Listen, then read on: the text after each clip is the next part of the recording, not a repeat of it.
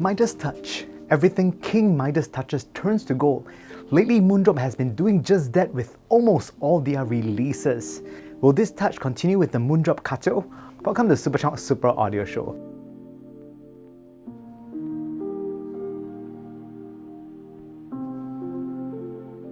Moondrop needs no introduction. They have been immensely popular for quite a while now. Heck, I reviewed the Quarks, the Blessing Tools, and even the variations previously, and they were all quite well received. Today we are talking about the Moondrop Kato, and first let's start off with the specifications. The Kato is the latest IEM from Moondrop that sports a dynamic driver following hits such as the Aria and the Starfield. It features a single 10mm ultra-linear technology dynamic driver with a third generation diamond light coating. Chassis is made from a stainless steel that is metal injection molded. I really like its hard angled design. It is simple yet elegant. The part of the IM facing your ears has this polygonal style that reminds me of the times when I was playing Virtua Fighter on the Sega Saturn. Yes, that was my first gaming console, which I sold it off later, maybe like 6 months later, because PlayStation is better. Overall, I find that the design is actually rather pretty and I really like it. Now, the Kato features a 2-pin termination. Paired with it is a cable that looks somewhat like Final's Junkosha silver-plated copper cable. The paired cable is also made from silver-plated copper. Nozzles on the Kato is also interchangeable. One is steel while the other is made of brass.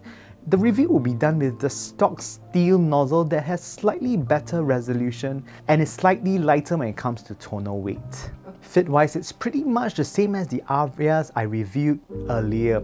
I do find them quite good personally. The chassis sits right in my ear, the ear hooks on the cable acting as secondary supports to the chassis. Now, the Moondrop spring tips that came with the Kato, I feel like they are, well, pretty much Moondrop's take on the reverse starlines that was quite popular a while ago. Personally, I found the tips to be just okay as the material is a little thin and does not give you a very reassuring seal, although it does seal. Let's get to the juicy bit, sound. The Kato is designed with the Moondrop virtual diffuse sound field tuning philosophy, except a little bass here.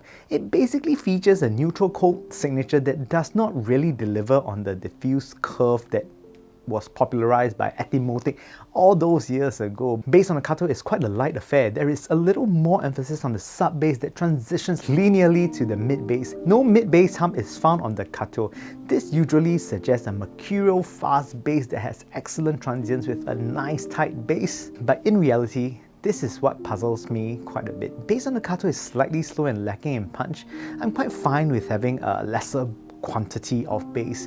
Actually, I really enjoyed this DNA, but with the Kato, this lack of punch is particularly problematic for me.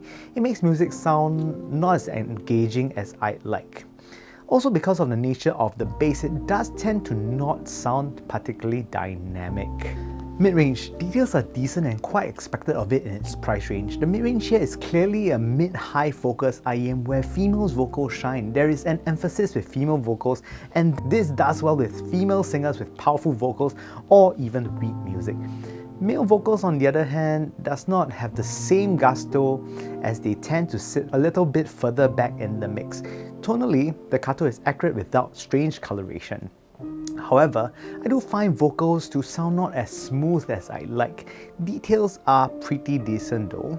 Instruments such as the pianos and guitars do have enough weight in the tone. They do sound separated from the vocals, which adds a perception of reality. Treble has good extension, but that's kind of where the good things end. I'm not so sure if it's my copy, but I found treble to be a little bit harsh and gritty. Details on treble is acceptable for the price range. Cymbals do sound a little bit splashy on the Kato. They do, however, sound rather airy with some bits of grit creeping in.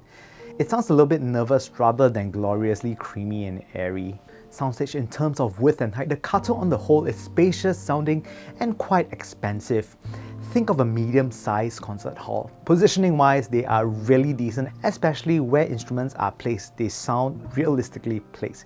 Depth is where I find to be slightly lacking due to the lack of a tight and fast mid-bass. It just does not come across to be deep and holographic and sounds rather two-dimensional rather than three-dimensional. And finally, in conclusion, at the end of it, I think the Kato is a very well-built IEM from Moondrop. Build quality is expected of them. It is amazing and honestly it's really great for this price. It has a neutral cold signature that should be a good alternative. If you tend to favor those IEMs that are neutral warm, it should not be such a big drastic difference, so I think you can probably enjoy them as well. But in terms of sound, I think you can check out some other neutral cold IEMs in the same price category, such as the BQUIZ Autumn or the Final A4000 when making your selection. Anyways, it's great to see you guys back again on the Superchunk Super Audio Show. One thing to note is that I did ask in my community tab a few weeks ago whether if I were to conduct a small little meetup of like 5 people, because the rule says that you can only have 5 people here in Singapore, I would have a bit more information on that in the group and I'll be posting there. So if you do have time, do join us and let's listen to some earphones. It's great talking to you guys once again. I hope to see you guys soon.